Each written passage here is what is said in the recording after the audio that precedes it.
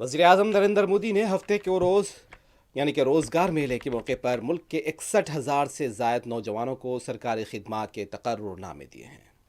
इस मौके पर ऑनलाइन खिताब भी करते हुए उन्होंने कहा कि हिंदुस्तान दुनिया की वाहिद बड़ी मईशत है जिसने एक दहाई के दौरान अपनी मजमूई घरेलू पैदावार GDP को दुगना किया है।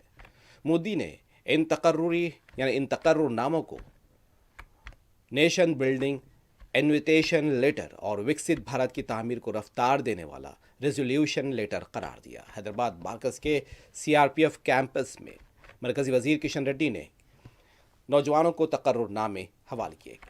इस मौके पर मीडिया से बात करते हुए किशन रेड्डी ने कहा, मुल्क में नौजवानों को रोज़गार मिलना चाहिए। सरकारी हो या खानगी स्टार्टअप्स में नौजवानों को रोज़गार की फराहमी के लिए मरकजी हुकूमत और रियासती हुकूमत को मिलकर काम करना चाहिए। इस मौके पर साउथ जोन के ADG रविदीप सिंह साही और IGSS headquarter T Vikram IPS south zone IG AS Srinivas के अलावा दूसरे ओहदेदारान भी मौजूद थे। स्टेट गवर्नमेंट के एम्प्लॉयमेंट रिक्रूटमेंट के बारे में आज प्लानिंग करके वो लोग भी ऐसी अपॉइंटमेंट लेटर्स दे रहे, बहुत अच्छी बात है।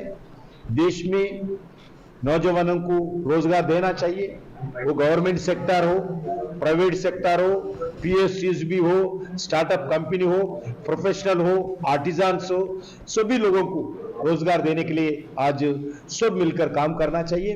वो स्टेट गवर्नमेंट हो, गवर्नमेंट ऑफ इंडिया हो, सब मिलकर देश के नौजवान को कुछ तो कुछ काम देना चाहिए। उस दृष्टिकोण से स्टैंडअप हो, स्टार्टअप कंपनी हो, सभी अलग अलग तरीके से आज भारत सरकार सबको रोजगार देना चाहिए।